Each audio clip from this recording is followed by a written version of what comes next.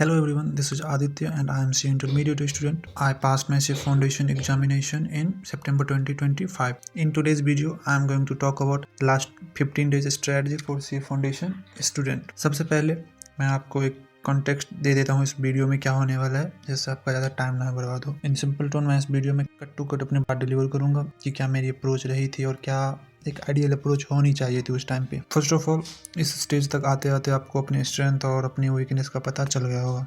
आपको ये भी आइडिया हो गया होगा कि क्वेश्चन किस एरिया से या किस मेजर टॉपिक से या किस टॉपिक से बार बार आते हैं, रिपीट होते हैं, और आपने अपना सिलेबस कंप्लीट कर लिया होगा तो किस में आप वीक हो वो सब आइडिया आपको लग गया होगा। तो बस आपको उसके अकॉर्डिंग अपना रिवीजन प्लान करनी है। जैसे कि मान लीजिए अकाउंटेंसी में बैंक रिकन्सिलिएशन स्टेटमेंट हो गया और फाइनल अकाउंट के एडजस्टमेंट हो गए, इन्वेंट्री का वैल्यूएशन करके एक चैप्टर है वो हो गया।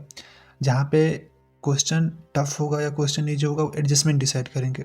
जितने अच्छे एडजस्टमेंट होंगे क्वेश्चन का लेवल उतना अच्छा होगा। तो आप अपने अगर प्रिपरेशन डेज में कुछ एडजस्टमेंट हाईलाइट करके रखे होंगे कि हाँ इस एडजस्टमेंट में मुझे दिक्कतें आ रही है, तो आप उसको चेकआउट कर सकते हो, उसको अभी लास्ट टाइम पे देख सकते हो। ऐसा तो है नहीं कि पूरा का पूरा आपको फाइनल अकाउंट में ही दिक्कत होगा। और जितने भी इंपॉर्टेंट एडजस्टमेंट आपने हाईलाइट करके रखे हुए हैं या आपकी अपनी फैकल्टी दी होंगी तो आप उसको रिवीजन करो, उसका एक बार वन शॉट देख लो। लॉ में क्या स्ट्रेटजी होनी चाहिए?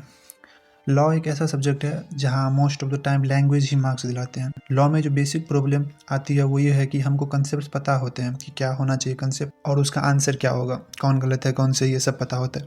बट दिक्कत कहाँ आती है कि हम उसको लिख नहीं पाते हैं जो हमारे माइंड में होती है। तो उसके लिए मेन है कि आपको प्रोविज़न पता होना चाहिए। प्रोविज़न आप मतलब लीगल टोन में ही लिखोगे। हाँ, अगर आप प्रोविज़न लिख लेते हो तो फिर उसका फैक्ट ऑफ द केस और कंक्लूजन जो देना होता है वो आप अपने टोन में दे सकते हो, और वो मतलब आपको एक कॉन्फिडेंस आ जाएगा कि क्वेश्चन का एक मेजर पार्ट मैंने कर लिया है तो आप लिख दोगे उसको। तो अगर प्रोविज़न क्लियर है तो फैक्ट और केस आप कंक्लूजन आप लिख दोगे।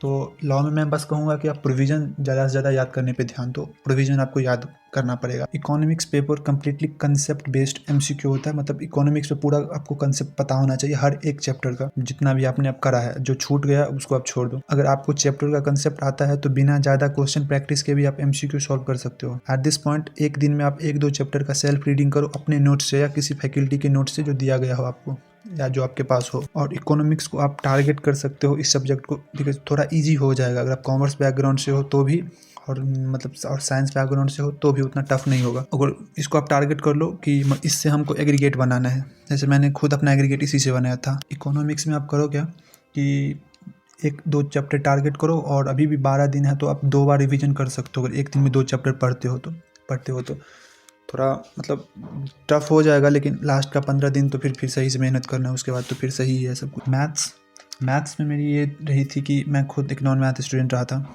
इसलिए मैं ये बोलूँगा कि अगर आपके पास कोई इससे जो मैं देने वाला हूँ प्लान उससे बेटर प्लान है तो आप उसको फॉलो करो।